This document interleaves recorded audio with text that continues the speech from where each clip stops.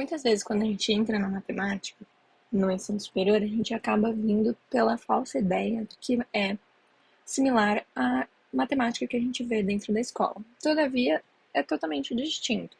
Claro que com uma compreensão que o aluno tem dentro da escola, ele não conseguiria compreender, às vezes, como que é realmente, né, a matemática no ensino superior. Isso acaba causando uma frustração, porque muitas vezes eles ficam tentados assim para acertar, ter boas notas, porque é esse o costume rotineiro que tem dentro da escola, que eles vão bem em matemática e que eles também, devido a isso, iriam bem dentro da graduação. Isso acaba sempre desvalorizando o erro, não conseguindo valorizar o compromisso e o desenvolvimento dessas habilidades dentro desse processo de realização de uma atividade. Então, vamos dizer que para sobreviver, né, aí dentro do curso, devemos aprender por si só a valorizar esses períodos, que antecede o acerto, a boa nota, a compreensão sobre o assunto. Pois, infelizmente, dentro da graduação em matemática, muitas vezes a gente vai ter mais notas ruins do que notas boas.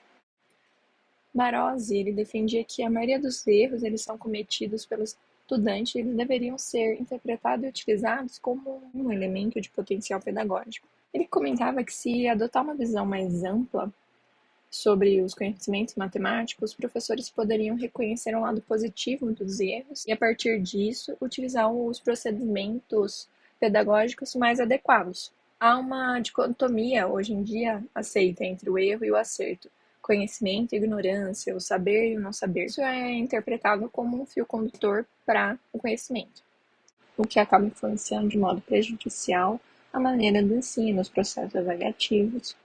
Então, dentro desse trabalho, no qual a gente consegue verificar na tela a referência, é colocado sobre esses estudos e até mesmo também pontuado sobre a palavra aprendizagem, que propositalmente é utilizada no plural, pois ela refere, né, a o que seria chamado como idiosincrasias cognitivas, sociais, psicológicas de cada indivíduo, reconhecendo aí, no caso, a particularidade de cada um deles, as múltiplas e diversas formas e modos aí de cada um aprender.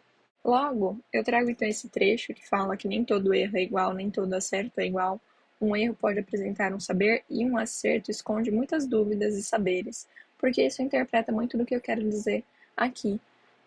Mas voltando a falar um pouco sobre o que eu havia comentado, sobre sobreviver dentro dessa área, eu quis dizer que a maioria que acaba ficando extremamente ansioso, desanimado, frustrado, pois desde o seu primeiro contato com a matemática acadêmica, mesmo depois acabam não conseguindo às vezes se manter, porque é difícil ter uma constante motivação, visto que muitas vezes a gente acaba cotidianamente sendo desvalorizado dentro desses departamentos e faculdades, devido à absoluta meritocracia que tem, né, presente dentro desse ambiente.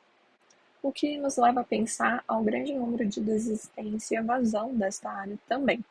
O que a gente pode dizer é que essa meritocracia ela acaba sendo mantida, pois comparando parte da equipe docente, não há uma grande diversidade, em sua maioria são homens brancos de classe média alta. Logo, não há uma grande empatia, resiliência e até mesmo outras palavras bonitas que a gente pode dizer para resumir, né, abre aspas, humanos, né? Eu falo de duas posições de fala, tanto por ser uma pessoa neurodivergente e tanto por ser mulher. E me sinto pouco representada dentro da instituição. Só que há várias pessoas lá que representam várias outras posições de fala, e aí se a gente para pensar o quanto que elas também são pouco representadas. Então é difícil mensurar como é não se ver pertencente dentro desse lugar, como se este não quisesse acolher essa parcela da população. Isso se mantém desde a graduação até mesmo na pós-graduação, pois muito dessa parcela da população, devido a diversas circunstâncias, acaba não ocupando esta etapa da educação. Não é cogitado que alguns grupos minoritários ocupem a pós-graduação. Então, há ainda uma menor representatividade do que na graduação, que também já não existe.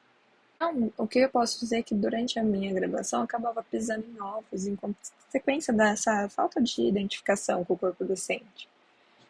Então, logo, isso definia modo que as relações ocorriam, pois muitas vezes acabava me retraindo. Isso não vinha em decorrência da falta de domínio de um conteúdo ou a falta de comprometimento dentro das aulas. Isso vinha mais por causa dessa questão de identificação, de acolhimento. Logo, muitas dúvidas e perguntas acabavam ficando de lado pelo modo que isso poderia vir a ser compreendido. Pois sim, né? A primeira impressão é a que fica. Digo isso visto que há um conceito que é explorado nesse estudo aí, no qual eu cito na tela, que é nomeado como a profecia autorrealizadora, que não é um conceito novo na psicologia. Já há vários estudos que salientam, né, que a expectativa de uma pessoa a respeito do comportamento de outra pode contribuir para que essa última se comporte de acordo com o que se espera dela. A resposta à questão tem sido buscada vários tipos de experimentos. O primeiro trabalho pioneiro que foi realizado foi do Rosenthal e Jacobson no ano de 1968, no qual tinha o objetivo de testar essa hipótese em uma situação escolar. As crianças que participaram do estudo, dos quais os professores esperavam um maior crescimento intelectual, realmente mostraram esse progresso. Então, a citação que está na tela, que fala que alguém profetiza um evento e a expectativa do evento muda o comportamento de quem fez a profecia de tal modo que torna a profecia mais provável, valida muito sobre a crença popular, né, que a gente acaba sempre falando, que a primeira impressão é a que fica.